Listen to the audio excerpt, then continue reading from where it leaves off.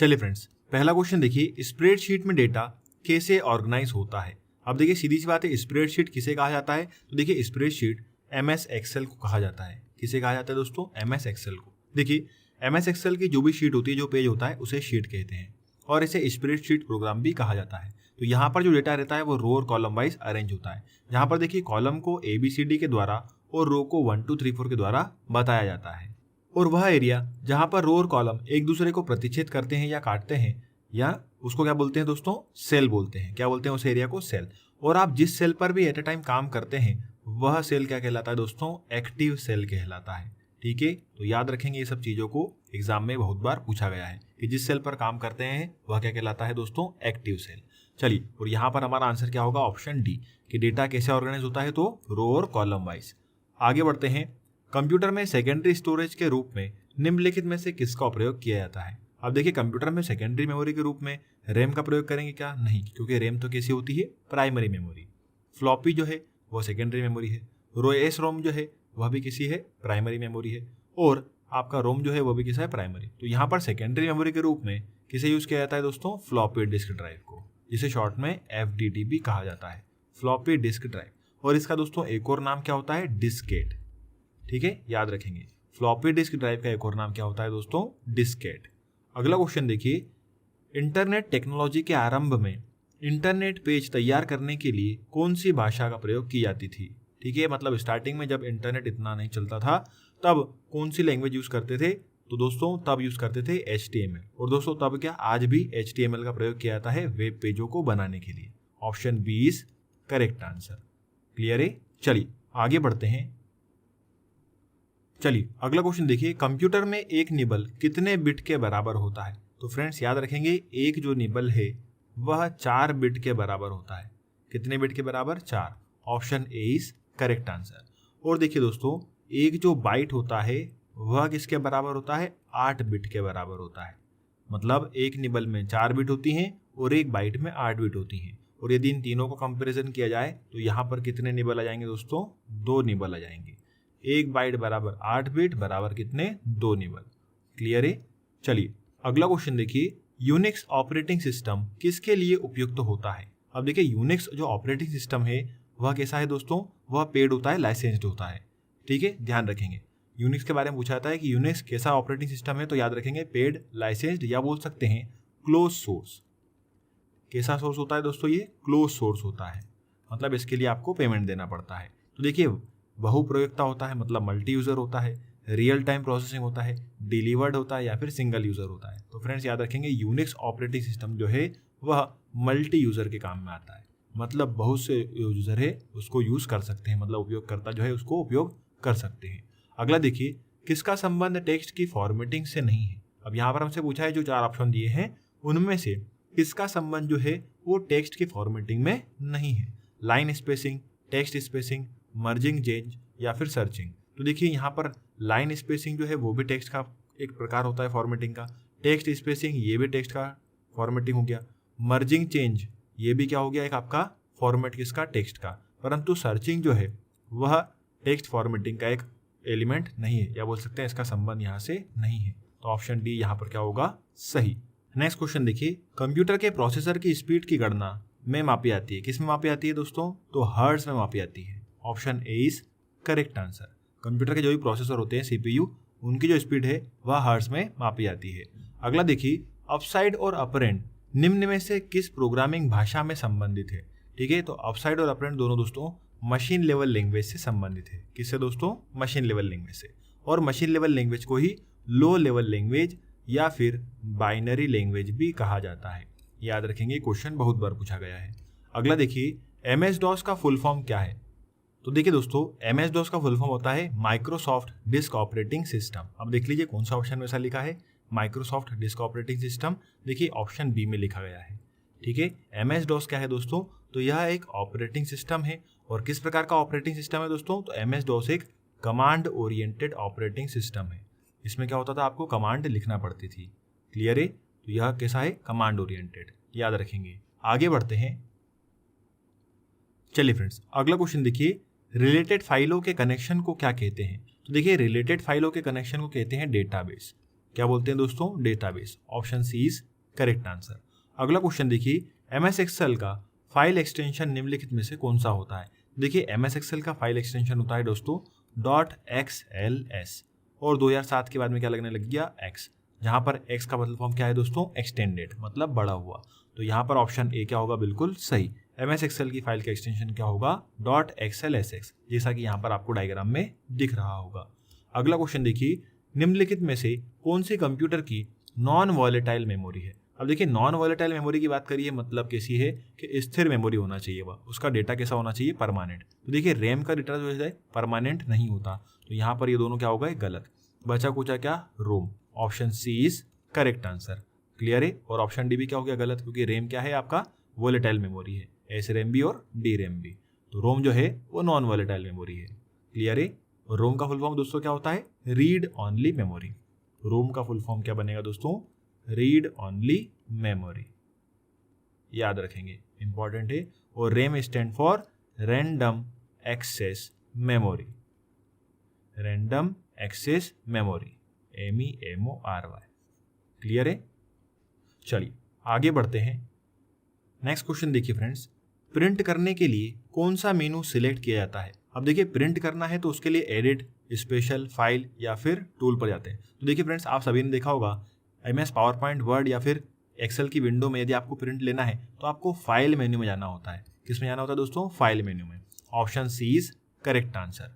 अगला क्वेश्चन देखिए, कंप्यूटर तकनीकी की 5वीं पीढ़ी किस पर आधारित है।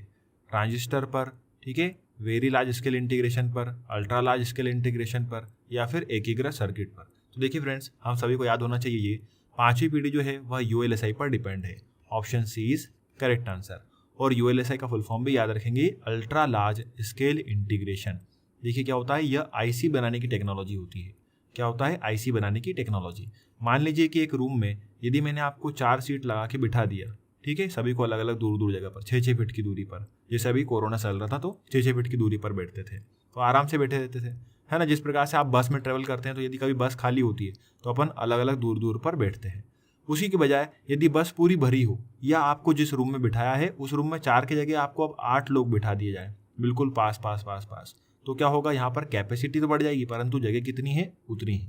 जिस प्रकार से बस में हम ट्रेवल करते हैं तो बस की सीटें कैसी रहती हैं, उतनी ही, परंतु एक्स्ट्रा भर देते हैं, है ना, मतलब लोग खड़े रहते हैं, खड़े होकर ट्रेवल करते हैं, तो जगह उतनी ही है परंतु कैपेसिटी बढ़ती जा रही है। यह सभी चीज़ कौन बताता है दोस्तों, यह टेक्नोलॉजी, VLSI और ULSI।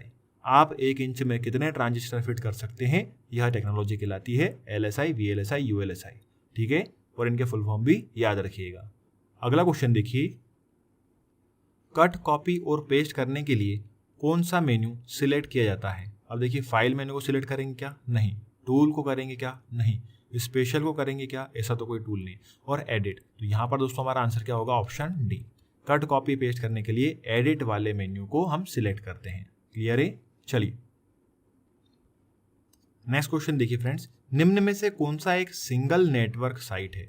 लेन है, USB है, CPU या फिर रैम। तो सीधी सी बात है, सिंगल नेटवर्क की बात करी है, यहाँ पर नेटवर्क का केवल एक ही प्रकार दिया है, कौन सा, लेन। ठीक है, तो ऑप्शन ए क्या होगा, बिल्कुल सही, जो कि सिंगल नेटवर्क साइट होता है। और दोस्तों लेन का फुल फॉर्म क्या होता है, लोकल एरिया नेटवर्क। क्लियर है, याद रखेंगे सभी लोग, वेरी वेरी इंपॉर्टेंट। लेन का full form local area network, और कैसा होता है, यह सिंगल नेटवर्क साइट होता है। चलिए अगला क्वेश्चन देखिए, फाइल एक्सटेंशन किस लिए इस्तेमाल होते हैं। अब देखिए फाइल के जो भी एक्सटेंशन होते हैं, जैसे मान लीजिए कोई भी एक गाना लीजिए कि तुम हो, उसके आगे लिखा रहता है .mp3, ठीक है, जलेबी बाई .mp4। तो यहाँ पर जो .mp3 है ये क्या है, फाइल का एक्सटेंशन है। .mp4 है, ये क्या है, फाइल का एक्सटेंशन है। अभी हमने कुछ सवाल पहले पढ़ा था .xlsx, तो ये क्या था दोस्तों, MS एक्सेल का एक्सटेंशन। तो देखिए जितने भी एक्सटेंशन होते हैं ये फाइल का प्रकार बताते हैं। क्लियर है, या बोल सकते हैं फाइल को आइडेंटिफाई करने के लिए किसका उपयोग करते हैं दोस्तों, फाइल एक्सटेंशन का, कि किस प्रकार का आपका फाइल है। Option B is correct answer. जैसे कि यहाँ पर देखिए तुम हो में .mp3 लगा है, मतलब ये ऑडियो फाइल है। .mp4 लगा है, मतलब ये वीडियो फाइल है। उसी प्रकार से .xls लगा हुआ है किसी फाइल के नाम के आगे, मतलब वह कैसा है, स्प्रेडशीट टूल है या स्प्रेडशीट आपका प्रोग्राम है। क्लियर है। चलिए अगला क्वेश्चन देखिए, हार्डवेयर और सॉफ्टवेयर का एक कॉम्बिनेशन है जो कंप्यूटिंग डिवाइस के साथ सूचना का आदान प्रदान करने में सहायता करता है या सहायता प्रदान करता है तो उसे क्या कहते हैं? पेरिफेरल, एक्सटेंशन, बोर्ड, नेटवर्क या फिर डिजिटल डिवाइस। तो फ्रेंड्स याद रखेंगे इसे कहते हैं नेटवर्क। इस प्रकार से कौन बनता है? नेटवर्क, जो कि आपके एक इन्फॉर्मेशन को दूसरे इन्फॉर्मेशन से मिलाता है या फिर बोल सकते हैं एक व्यक्ति से इन्फॉर्मेशन को दूसरे व्यक्ति तक इन्फॉर्मेशन पहुंचाता है। क्लियर है? चलिए आगे बढ़ते हैं। चलिए दोस्तों अगला क्वेश्चन देखिए, MS वर्ड में स्पेलिंग को सही करने के लिए किस प्रोग्राम का उपयोग किया जाता है या स्पेलिंग को चेक करने के लिए? तो देखिए स्पेल चेक का प्रयोग किया जाता है। Option B is correct answer. और दोस्तों उसकी शॉर्टकट की पूछ लेते हैं तो याद रखेंगे F7 जो है इसकी शॉर्टकट की होती है किसकी? स्पेल चेक की। जब भी आपको स्पेलिंग चेक करना है डेटा को सिलेक्ट करके क्या प्रेस करिए? F7। क्लियर है?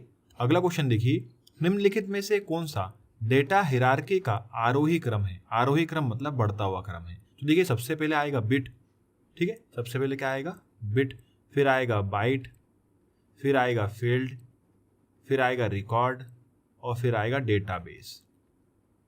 बस अब इसको आप कौन से ऑप्शन में दिख रहा है ये देख लीजिए, बिट, बाइट, उसके बाद में फील्ड। तो देखिए बिट जो है उसके दो ऑप्शन है, ऑप्शन सी, ऑप्शन डी। फिर बाइट है, फिर देखिए यहाँ पर रिकॉर्ड आ गया, रिकॉर्ड फील्ड। तो ये रिकॉर्ड फील्ड जो है वो बाद में आएगा। तो यहाँ पर देखिए क्या है? पहले फील्ड, फिर रिकॉर्ड, फिर फाइल, फिर database. Option D is correct answer. Clear है? अगला क्वेश्चन देखिए, एक्सेल में एक्टिव सेल के कंटेंट को कौन डिस्प्ले करता है? अब देखिए जो भी एक्टिव सेल है, अभी हमने कुछ देर पहले ही पढ़ा कि एक्टिव सेल क्या होता है। तो देखिए दोस्तों मैंने अभी आपको बताया एक्टिव सेल क्या होते हैं। जैसे यहाँ पर ले लेते हैं कॉलम ABC, रो ले लेते हैं 1 2 3। मान लीजिए आपको A1 में लिखना है, ठीक है। A1 मतलब क्या है? आपका एक्टिव सेल, जो कि डार्कर रेक्टेंगुलर बॉक्स जैसा दिखेगा। यहाँ पर आपको कुछ भी लिखना है तो इसका जो एड्रेस है वो आपको यहाँ पर नेम बॉक्स में शो होगा, ठीक है। यदि आप यहाँ पर वर्क कर रहे हैं तो A1 आपको कहाँ शो होगा? नेम बॉक्स में। इसे क्या कहते हैं दोस्तों? Name box. और इसी के आगे फिर आपको देखने को मिल जाएगा फॉर्मूला बार, FX वाला एरिया, ठीक है। FX वाला जो एरिया है वो फॉर्मूला बार का है। तो नेम बॉक्स में क्या देखते हैं? एक्टिव सेल का address. Option A is correct answer, जिसे दोस्तों एड्रेस बार भी कहा जाता है। नेक्स्ट क्वेश्चन देखिए, निम्न में से कौन सा CPU का भाग नहीं है? अब यहाँ पर हमें बताना है कौन सा एक CPU का भाग नहीं है। ALU, prefetch unit, decode unit या फिर रैम। तो देखिए फ्रेंड्स, रैम जो है वह अलग एक प्राइमरी मेमोरी होती है, ये CPU का हिस्सा नहीं होता। क्लियर है? और रैम का फुल फॉर्म अभी हम लोग डिस्कस कर चुके हैं, क्या होता है? Random access memory. और CPU स्टैंड फॉर दोस्तों central processing unit. ALU stand for arithmetic logic unit. Clear है? इन सभी का फुल फॉर्म आप लोग याद रखें। अगला क्वेश्चन देखिए, प्रेजेंटेशन तैयार करने के लिए माइक्रोसॉफ्ट ऑफिस का कौन सा सॉफ्टवेयर उपयुक्त है? Microsoft Excel, Microsoft Word, Microsoft PowerPoint या फिर पब्लिशर। तो फ्रेंड्स याद रखेंगे जब भी प्रेजेंटेशन तैयार करना होती है तो हम MS पावर पॉइंट का उपयोग करते हैं। Option C is correct answer. अगला देखिए, नेटवर्क में संक्षिप्त संदेश जो एक स्टेशन से दूसरे स्टेशन को जाता है क्या कहलाता है? तो देखिए नेटवर्क में जब भी छोटा संदेश एक स्टेशन से दूसरे स्टेशन जाता है तो वह कहलाता है दोस्तों टोकन, ठीक है। क्या कहलाता है? Token. Option A is correct answer. चलिए फ्रेंड्स अगला क्वेश्चन देखिए, किस कमांड की सहायता से हम किसी दस्तावेज को बचा सकते हैं? बचा सकते हैं मतलब सेव कर सकते हैं, सुरक्षित रख सकते हैं। तो Ctrl+S, ठीक है, Ctrl+S का यूज करके हम क्या कर सकते हैं? उस दस्तावेज को बचा सकते हैं, मतलब सेव कर सकते हैं, सुरक्षित रख सकते हैं। क्लियर है? अगला देखिए, कंप्यूटर पर क्या पिक्चर फाइल का एक्सटेंशन नहीं है? अब यहाँ पर हमसे पूछा है कि जो भी कंप्यूटर पर पिक्चर फाइल होती हैं उनमें से कौन सा एक एक्सटेंशन यहाँ पर नहीं है। देखिए .jpeg होता है, .png भी होता है, .gif भी होता है, ग्राफिक्स इंटरचेंज फॉर्मेट, ठीक है। यहाँ पर आपका JPEG मतलब जॉइंट पिक्चर एक्सटेंशन, परंतु यहाँ पर .mdb जो है वह नहीं होता किसका? फाइल का एक्सटेंशन। MDB जो है वो माइक्रोसॉफ्ट एक्सेस का एक्सटेंशन होता है। क्लियर है? Microsoft database. चलिए तो याद रखिएगा। अगला क्वेश्चन देखिए, इंटरनेट पर उपस्थित नियम व कानूनों के समूह को क्या कहा जाता है? तो फ्रेंड्स इंटरनेट पर उपस्थित नियम व कानून के समूह को क्या कहते हैं? प्रोटोकॉल। तो यहाँ पर देखिए कौन सा ऑप्शन सही है? Option A, internet protocol. आपने सुना होगा जैसे IP, FTP, TCP, बहुत बार पूछे गए हैं, वेरी वेरी इंपॉर्टेंट है, ठीक है। एक तो सुना ही होगा दोस्तों HTTP, hyper text transfer protocol. IP मतलब इंटरनेट प्रोटोकॉल, FTP मतलब फाइल ट्रांसफर प्रोटोकॉल, TCP मतलब ट्रांसमिशन कंट्रोल प्रोटोकॉल। क्लियर है? तो ये सभी प्रोटोकॉल है, मतलब क्या है? नियम व कानूनों का समूह। क्लियर है? चलिए आगे बढ़ते हैं। देखिए यहाँ पर लिखा है वाईमैक्स का अभिप्राय क्या है। वेरी वेरी इंपॉर्टेंट क्वेश्चन है दोस्तों। अगला क्वेश्चन बोलता है वाईमैक्स का अभिप्राय क्या है। तो देखिए वाईमैक्स का फुल फॉर्म होता है world wide interoperability for microwave access. कौन से ऑप्शन में लिखा है दोस्तों, ऑप्शन सी में। तो यहाँ पर ऑप्शन सी क्या होगा, बिल्कुल सही। अगला क्वेश्चन देखिए, जो प्रोग्राम एक सिस्टम के फंक्शन को दूसरे सिस्टम पर नकल करेगा, है ना, या सिमुलेट करेगा, उन्हें क्या कहते हैं। तो दोस्तों उन्हें एमुलेटर कहते हैं। क्या कहते हैं, एमुलेटर। अगला क्वेश्चन देखिए, ईमेल का औपचारिक आविष्कारक किसने किया है। ठीक है, तो औपचारिक आविष्कारक जो है वह माना गया है दोस्तों वी.ए. शिवा अय्यादुरई को। किसे दोस्तों, VA. Shiva Ayyadurai. Option D is correct answer. चलिए देखिए अगला क्वेश्चन क्या बोला है, कंप्यूटर में संचित फाइलों के समूह को क्या कहा जाता है। तो देखिए कंप्यूटर में जितनी फाइलें संचित होती हैं, सेव होती हैं, उन्हें कहा जाता है डायरेक्टरी। क्या कहा जाता है दोस्तों, directory. Option D is correct answer. अगला क्वेश्चन देखिए, वेरी वेरी इंपॉर्टेंट क्वेश्चन, किस प्रकार का वायरस वर्ड, एक्सेल और पावर पॉइंट की फाइलों को संक्रमित करता है। पॉलीफॉर्मिक वायरस, या फिर एथलेटिक वायरस, या फिर मैक्रो वायरस, या फिर बहुपक्षीय वायरस। तो फ्रेंड्स याद रखेंगे यहाँ पर आंसर सही क्या होगा, मैक्रो वायरस। मैक्रो वायरस जो है वह वर्ड, एक्सेल और पावर पॉइंट की फाइलों को क्या करता है, संक्रमित करता है। किसी कॉलम में टेक्स्ट प्रायः अलाइन होते हैं। किसी भी कॉलम में जो टेक्स्ट होते हैं वो कहाँ से अलाइन होते हैं दोस्तों, तो लेफ्ट से अलाइन होते हैं। Option A is correct answer. Clear है, समझ में आया सभी को। चलिए आगे बढ़ते हैं।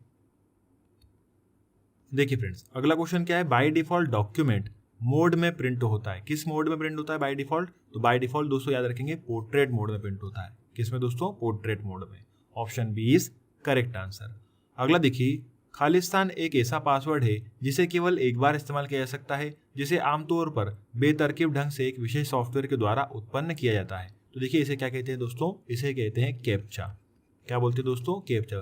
क्योंकि यहाँ पर देखिए क्या लिखा है, आमतौर पर बेतरकीब ढंग से। तो देखिए कैप्चा आपने देखे होंगे, जैसे इस प्रकार के कैप्चे, बहुत से कैप्चे ऐसे दिखते होंगे जहाँ पर आपको पर्टिकुलर नंबर जो है समझने में थोड़ा सा समय लगता होगा कि लिखा क्या है, अल्फाबेट लिखा है कि नंबर लिखा है, दोनों कंबाइन करके लिख देते हैं। दोस्तों एक पर्टिकुलर सिक्योरिटी की वजह से होता है। किसी भी नेटवर्क पर यदि ज़्यादा ट्रैफिक होता है तो उस ट्रैफिक को कंट्रोल करने के लिए भी कैप्चा का प्रयोग किया जाता है। तो याद रखेंगे दोस्तों, एक ऐसा पासवर्ड जिसे केवल एक बार इस्तेमाल किया जा सकता है और आमतौर पर बेतरकीब ढंग से इसे एक सॉफ्टवेयर के थ्रू बनाया जाता है, क्या कहलाता है, कैप्चा। अगला देखिए, बाइनरी नंबर सिस्टम जिसका आधार है। अब देखिए बाइनरी एक नंबर सिस्टम है जिसका आधार क्या होता है, 2। बिल्कुल सिंपल क्वेश्चन है। Option A is correct answer. देखिए याद रखिएगा दोस्तों, बाइनरी का जो आधार है वो होता है 2, डेसिमल का जो आधार है वो होता है 10, उसी प्रकार से ऑक्टल का जो आधार होता है वो होता है 8, और हेक्साडेसिमल का आधार क्या उतना होता है दोस्तों, 16। बहुत बार एग्जाम में पूछे गए हैं। क्लियर है, तो याद रखेंगे। चलिए अगला क्वेश्चन देखिए, 1024 बाइट की संख्या किसे निरूपित करती है। तो देखिए फ्रेंड्स 1024 जो बाइट होते हैं वो बराबर होते हैं 1 KB के। किसके दोस्तों, 1 KB के। 1 KB मतलब 1 kilobyte. Option B is correct answer. अगला क्वेश्चन देखिए, निम्नलिखित में से कौन सा सॉफ्टवेयर और हार्डवेयर का संयोजन है। मतलब हमें यहाँ पर पूछा है जो एक ऐसा बताना है जो कि हार्डवेयर सॉफ्टवेयर दोनों का कॉम्बिनेशन होना चाहिए। तो फ्रेंड्स मैंने आपको पढ़ाया था हार्डवेयर और सॉफ्टवेयर कॉम्बिनेशन क्या कहलाता है दोस्तों, फर्मवेयर। जैसे कि आपका डिजिटल वॉच कैसा है, हार्डवेयर सॉफ्टवेयर का कॉम्बिनेशन। आपका मोबाइल हार्डवेयर सॉफ्टवेयर का कॉम्बिनेशन। आपका लैपटॉप हार्डवेयर और सॉफ्टवेयर का कॉम्बिनेशन। तो ये सभी क्या कहलाएंगे दोस्तों, फर्मवेयर। अगला देखिए, खालिस्तान उस हैकर के लिए इस्तेमाल होने वाला एक शब्द है जो नुकसान पहुंचाने अथवा सूचना चुराने का इरादा रखता है। अब देखिए हैकरों के अलग अलग प्रकार होते हैं। ठीक है, हैकिंग भी अलग अलग प्रकार की होती है, 2 प्रकार की, एथिकल और इनएथिकल। उसी प्रकार से हैकर भी जो है अलग अलग प्रकार के होते हैं। तो यहाँ पर हमसे पूछा है कि ये कौन सा हैकर है जो नुकसान पहुंचाने वाले और सूचना को चुराने वाले का इरादा रखता है। तो इन हैकरों को कहते हैं दोस्तों ब्लैक हैट हैकर। क्या कहा जाता है दोस्तों, black hat hacker. Option B is correct answer. Clear है। चलिए फ्रेंड्स अगला क्वेश्चन देखिए, डिस्क को पढ़ने के लिए प्रयोग में आने वाला हार्डवेयर है। कौन सा है, फ्लॉपी डिस्क है, हार्डवेयर है, सॉफ्टवेयर है, या फिर डिस्क ड्राइव। तो देखिए डिस्क को पढ़ने के लिए डिस्क ड्राइव का प्रयोग किया जाता है, जैसा कि CD और DVD प्लेयर में होता था। क्लियर है, CD और DVD जो है वो डिस्क ड्राइव के द्वारा पढ़ी जाती थी। अगला देखिए, उस टोपोलॉजी का नाम बताइए जिसमें नोड्स एक इंटरफेस की सहायता से एक केबल से जुड़े होते हैं। ठीक है, जिसमें सभी के सभी नोड्स जो हैं वो एक इंटरफेस की सहायता से एक केबल से जुड़े होते हैं। वह टोपोलॉजी होती है दोस्तों बस टोपोलॉजी। ठीक है, option C is correct answer. देखिए यहाँ पर डायग्राम में आपको दिख रहा होगा, बस टोपोलॉजी मतलब क्या दोस्तों कि यहाँ पर एक जो मेन केबल होती है जिसका नाम क्या होता है, बैकबोन केबल। बहुत बार दोस्तों एग्जाम में क्वेश्चन पूछा गया है कि बस टोपोलॉजी में एक मेन केबल है, मुख्य केबल, उसका नाम क्या है, तो याद रखेंगे बैकबोन केबल। ठीक है, तो जितने भी कंप्यूटर है सभी बैकबोन केबल के द्वारा जुड़े होते हैं और जिन लाइन के थ्रू उनको कनेक्शन दिया जाता है उन्हें कहते हैं ड्रॉप लाइन। क्या बोलते हैं, ड्रॉप लाइन। और ये सभी नोड्स जो है एक इंटरफेस के जरिए एक लाइन से क्या होते हैं, कनेक्ट होते हैं। क्लियर है। अगला क्वेश्चन देखिए, निम्नलिखित में से कौन सा इम्पैक्ट प्रिंटर है। तो निम्नलिखित में से कौन सा इम्पैक्ट प्रिंटर है, इंकजेट प्रिंटर है, लेजर प्रिंटर है, डेजी व्हील है या फिर इनमें से कोई नहीं। तो फ्रेंड्स देखिए, इंकजेट और लेजर प्रिंटर ये तो क्या हो गया दोस्तों, नॉन इम्पैक्ट, परंतु डेजी व्हील जो है वह एक इम्पैक्ट प्रिंटर की कैटेगरी में आता है। Option C is correct answer, क्योंकि दोस्तों इम्पैक्ट प्रिंटर जो है वो प्रिंटिंग के दौरान नॉइस प्रोड्यूस करता है, तो डेजी व्हील प्रिंटर जो है वो नॉइस प्रोड्यूस करते हैं। क्लियर है, याद रखेंगे प्रिंटर दो प्रकार के होते हैं, इम्पैक्ट प्रिंटर और नॉन इम्पैक्ट प्रिंटर। क्लियर। चलिए आगे बढ़ते हैं। अगला क्वेश्चन देखिए, निम्न त्रुटियों में से किसकी कंपाइलर द्वारा पहचान की जाती है। ठीक है, लॉजिकल त्रुटि की, सिंटैक्स की त्रुटियों की, लैंग्वेज त्रुटि की या फिर इमेज त्रुटियों की। तो फ्रेंड्स याद रखें कि कंपाइलर के द्वारा जो है सिंटैक्स एरर ढूंढी जाती है। Option B is correct answer. Clear है, जहां पर कंपाइलर दोस्तों क्या है, कंपाइलर आपका एक सिस्टम सॉफ्टवेयर है। क्या है दोस्तों, सिस्टम सॉफ्टवेयर, जो कि आपके सिंटैक्स एरर को पकड़ने में आपकी हेल्प करता है। ठीक है, यदि किसी प्रोग्राम में सिंटैक्स एरर मतलब क्या, लिखने लिखावट के तौर तरीकों में यदि आपने कुछ गलती करी है तो वो क्या कहलाती है, सिंटैक्स एरर। तो वह कौन पकड़ता है दोस्तों, कंपाइलर। ठीक है, याद रखेंगे। अगला क्वेश्चन देखिए, कैश मेमोरी किन के बीच क्रिया करती है। ठीक है, तो कैश मेमोरी सीपीयू और रैम, सीपीयू और रोम, रैम रोम या फिर सीपीयू और हार्ड डिस्क। तो फ्रेंड हम सभी को पता है कैश मेमोरी जो है वो रैम और सीपीयू के मध्य काम करती है। Option A is correct answer. और इसका काम क्या होता है, सीपीयू और रैम के मध्य, सीपीयू और रैम के मध्य के बीच के डिले टाइम को क्या करना, कम करना। ठीक है, it reduce delay time between RAM and CPU. यह रैम और सीपीयू के बीच के मध्य के डिले टाइम को कम करती है ताकि प्रोग्राम जो है वो जल्दी से जल्दी एग्जीक्यूट हो सके। चलिए अगला देखिए, ऐसा कौन सा वायरस है जो सेल्फ रिफ्लेक्ट होकर फाइल्स को इन्फेक्ट करता है।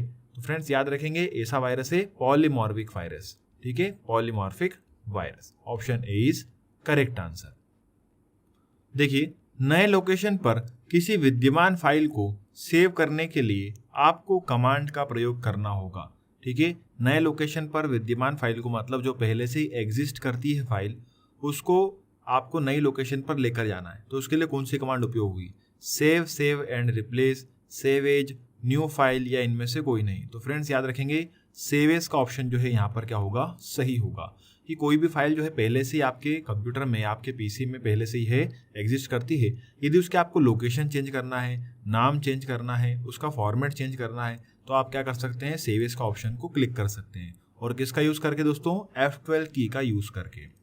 F12 की का यूज करके आप क्या कर सकते हैं, सेव एज का ऑप्शन को ला सकते हैं। F12 की के बहुत सारे उपयोग होते हैं दोस्तों। ब्राउजर में यदि आप F12 प्रेस करेंगे तो फुल स्क्रीन हो जाता है। उसी प्रकार से शिफ्ट प्लस F12 के द्वारा MS वर्ड में क्या होता है, डेटा सेव हो जाता है। ठीक है, देखिए फ्रेंड्स, वह कंप्यूटर प्रोग्राम जो एक प्रोग्राम को मशीन भाषा में एक बार में ट्रांसलेट करता है क्या कहलाता है। तो फ्रेंड्स वह कहलाता है कंपाइलर। ठीक है, याद रखेंगे। देखिए यहाँ पर कंपाइलर दोस्तों क्या है, एक सिस्टम सॉफ्टवेयर है। क्लियर है, और सिस्टम सॉफ्टवेयर मतलब किसकी हेल्प करेगा, सिस्टम की। तो देखिए दोस्तों, ये सोर्स कोड को ऑब्जेक्ट कोड में कन्वर्ट करते हैं और एक साथ। तो यहाँ पर देखिए आपको डायग्राम में नजर आ रहा होगा, जो हमारा प्रोग्राम है वह एक सोर्स कोड है। कंपाइलर क्या करता है, इसको मशीन कोड में मतलब बोल सकते हैं ऑब्जेक्ट कोड में कन्वर्ट करता है। और दोस्तों पूरे प्रोग्राम को एक साथ कन्वर्ट करता है कौन, कंपाइलर। उसी प्रकार से जो इंटरप्रेटर है वो लाइन बाय लाइन कन्वर्ट करता है। ठीक है, दोनों काम एक ही करते हैं, परंतु एक करता है लाइन बाय लाइन और एक करता है पूरे प्रोग्राम को एक साथ, वो जो हमसे यहाँ पर पूछा है। ठीक है, अगला क्वेश्चन देखिए, इंटरनेट से सूचना लेने के लिए किस एप्लीकेशन का प्रयोग किया जाता है। तो फ्रेंड्स सीधी सी बात है, यदि हमको इंटरनेट चलाना है तो हम किसी भी ब्राउजर का उपयोग करते हैं। यहाँ पर हमारा आंसर क्या होगा, ऑप्शन बी, मतलब वेब ब्राउजर। आप सभी ने ये ब्राउजर चलाए होंगे, जैसे कि opera mini, Google Chrome, safari, Mozilla Firefox, internet explorer, Microsoft Edge. Clear है, तो ये सभी क्या है दोस्तों, आपके इंपॉर्टेंट वेब ब्राउजर है जिनके जरिए आप इंटरनेट या हम लोग सभी इंटरनेट को यूज करते हैं। नेक्स्ट क्वेश्चन देखिए, निम्न में से कौन सा सिस्टम यूनिट का एक भाग है? तो देखिए सिस्टम यूनिट का एक भाग क्या है? मॉनिटर है, सीपीयू है, सीडी रोम है या फिर प्रिंटर। तो फ्रेंड्स हम सभी को पता है सिस्टम यूनिट का एक भाग होता है CPU. Option B is correct answer. यहां पर सीपीयू का फुल फॉर्म दोस्तों क्या बनेगा? Central processing unit.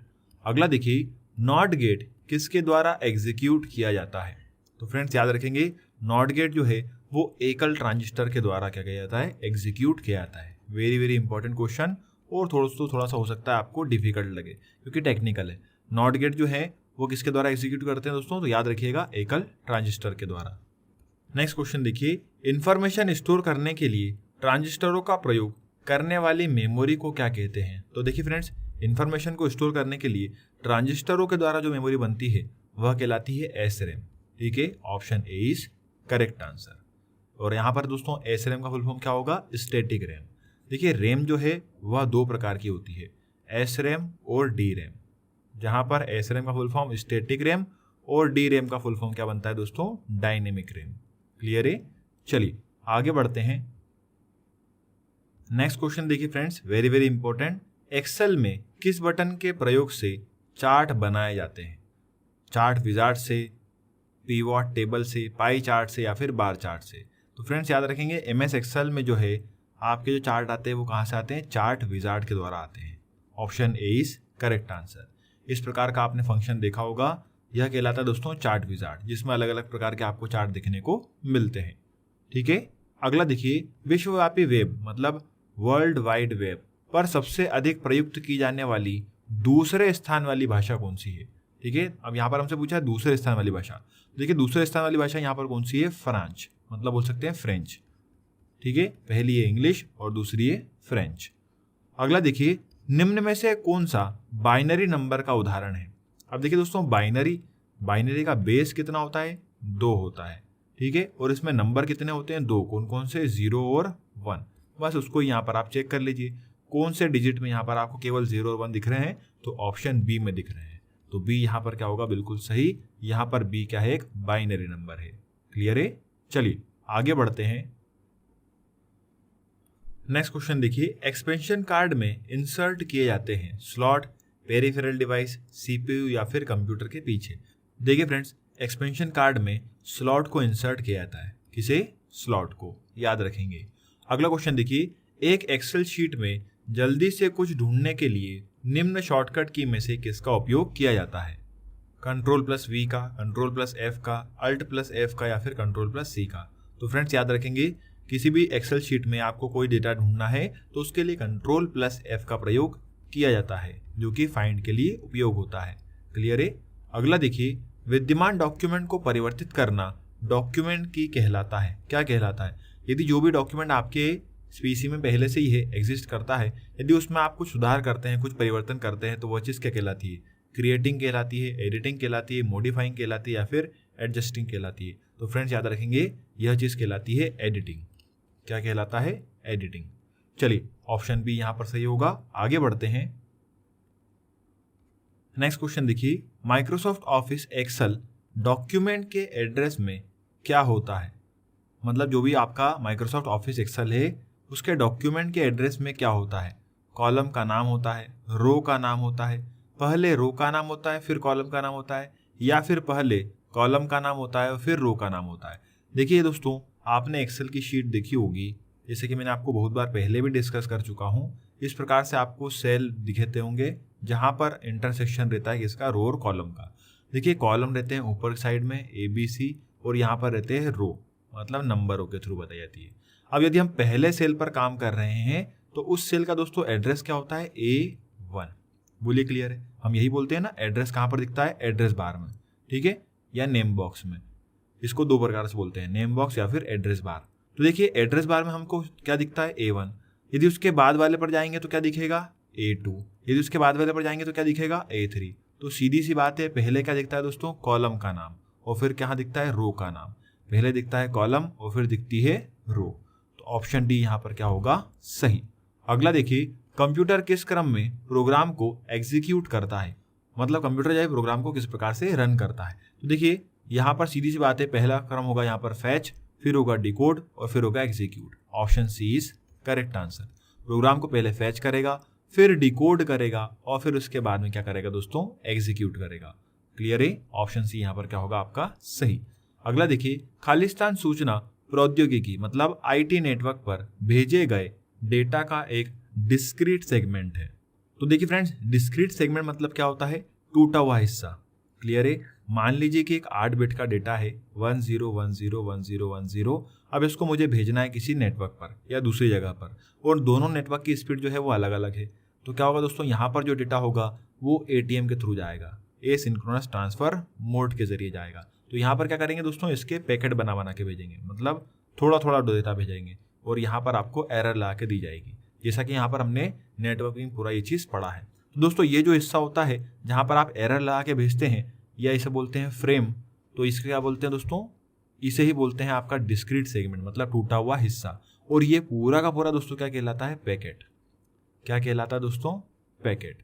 जैसे कि आपको सीधी सी बात है, एक एग्जांपल समझ सकते हैं, यदि आपको कोई गिफ्ट अपने दोस्त को किसी दूसरी सिटी में भेजना हो, आप जिस सिटी में रह रहे हैं उसके बाहर भेजना हो, तो हम क्या करेंगे, गिफ्ट को लेते हैं, फिर उसके बाद उसको पैक कराते हैं ताकि सेफ्टी रहे, ठीक है, और उसको फिर भेजते हैं। तो गिफ्ट को पैक कराते हैं तो पैकेट बनता है। उसी प्रकार याद रखेंगे, यहाँ पर आईटी नेटवर्क पर बोल सकते हैं सूचना प्रौद्योगिकी में नेटवर्क में भेजे गए टुकड़ा किसका, डेटा का या डिस्क्रीट सेगमेंट क्या कहलाता है, packet. Option A is correct answer. और दोस्तों मैंने आपको पहले ही बता चुका हूँ नेटवर्किंग में कि जितना भी डेटा रहता है वो अधिकतर पैकेट के फॉर्म में ही ट्रेवल करता है। क्लियर है, तो याद रखिएगा। चलिए आगे बढ़ते हैं। चलिए फ्रेंड्स, देखिए आस्की का पूर्ण रूप क्या है। अब आस्की का पूर्ण रूप क्या होता है, देखिए आस्की का फुल फॉर्म आपको याद होना चाहिए, बहुत ही इंपॉर्टेंट है, American standard code for information interchange. देखिए American standard code for information interchange कहाँ पर लिखा है, ऑप्शन बी में, तो ये बिल्कुल सही होगा। क्लियर है, ऑप्शन बी क्या है, सही, American standard code for information interchange.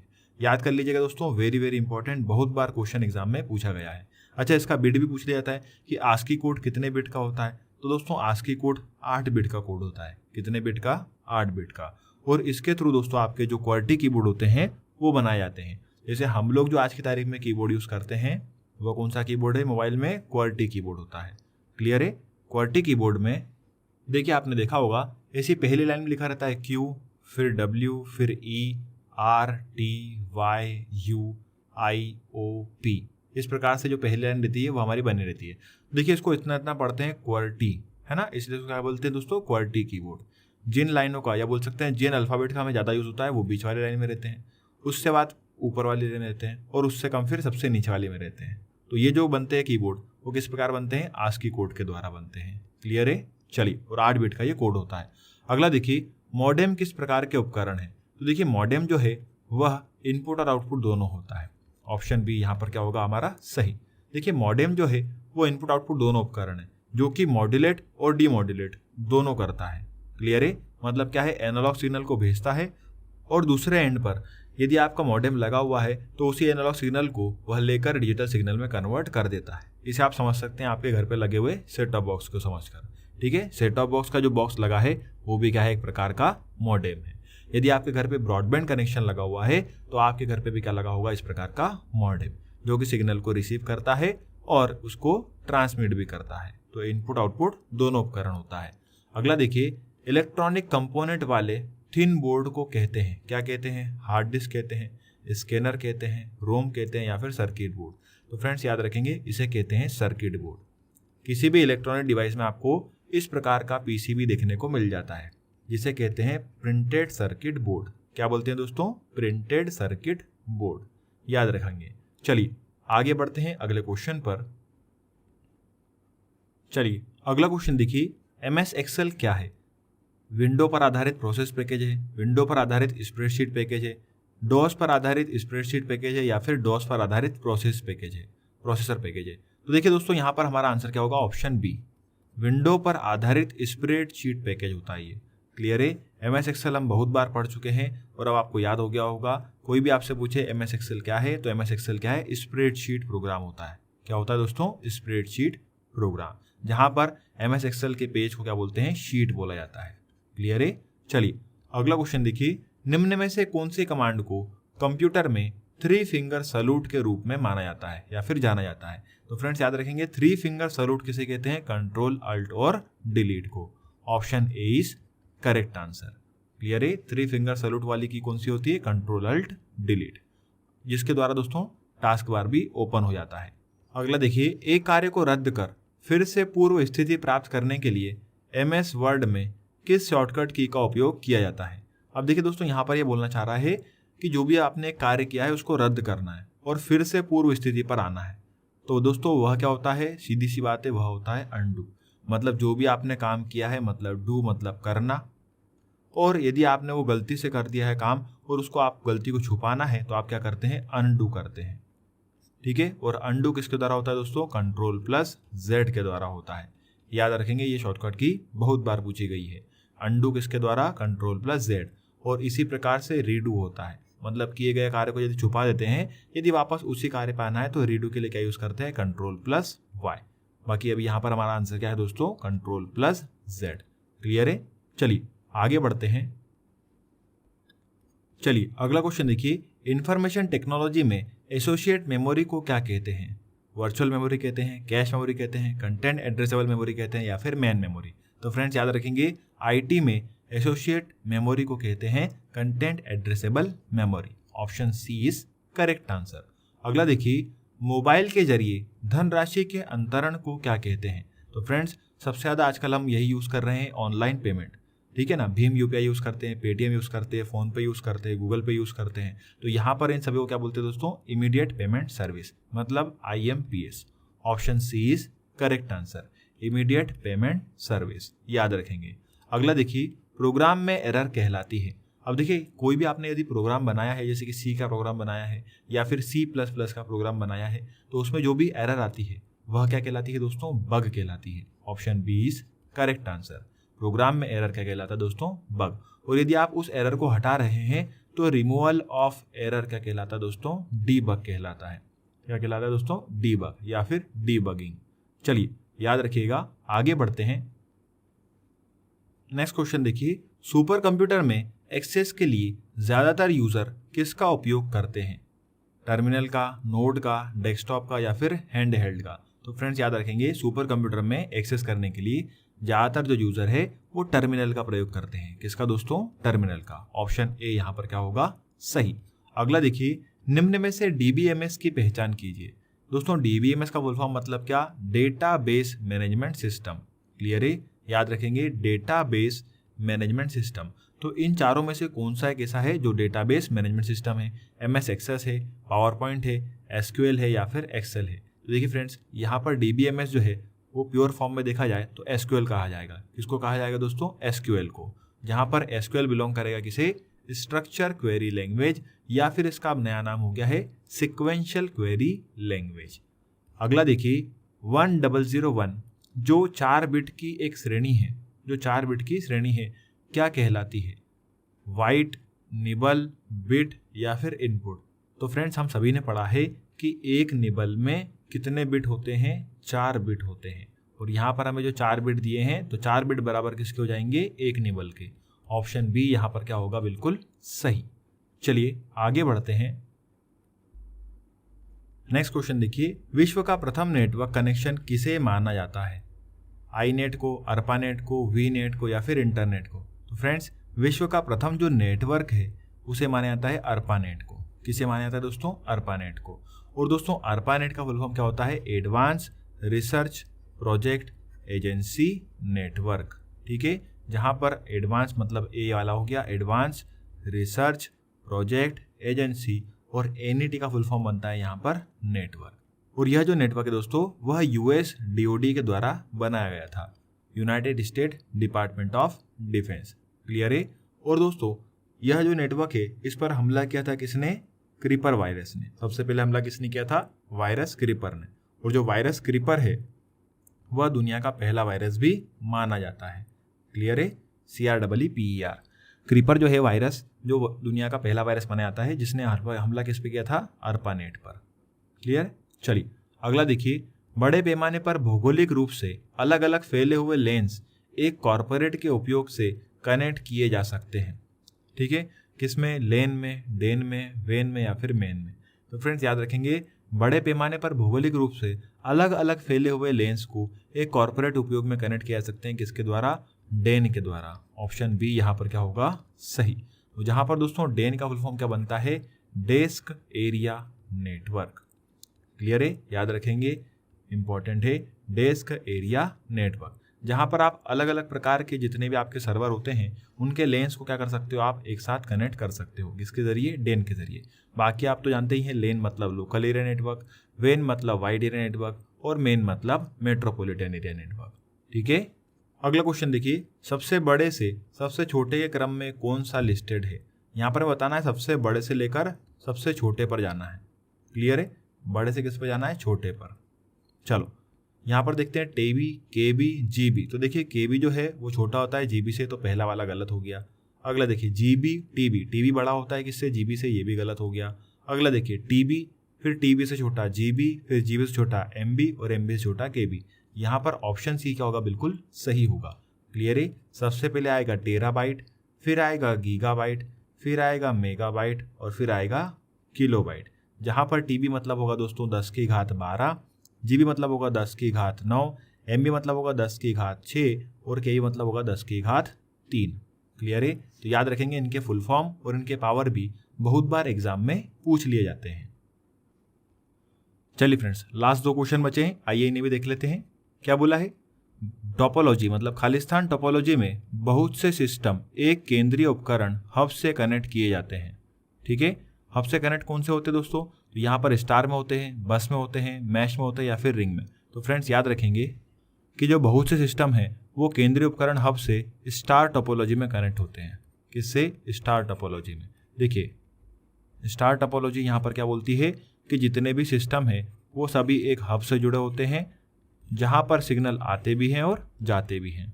Clear है? तो एक केंद्रीय मतलब सेंट्रल उपकरण कौन सा हो गया यहाँ पर? हब। और यह कौन सी टोपोलॉजी कहलाती है दोस्तों? Star topology.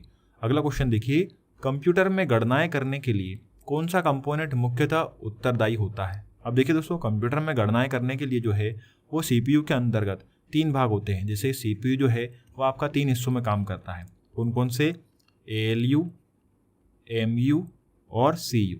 जहाँ पर जितने भी अर्थमेटिकल और लॉजिकल ऑपरेशन परफॉर्म होते हैं वो किस पर होते हैं दोस्तों? अर्थमेटिक लॉजिक यूनिट पर, मतलब एएलयू पर। तो यहाँ पर दोस्तों हमारा आंसर सही क्या होगा? अर्थमेटिक लॉजिक यूनिट, मतलब ऑप्शन सी।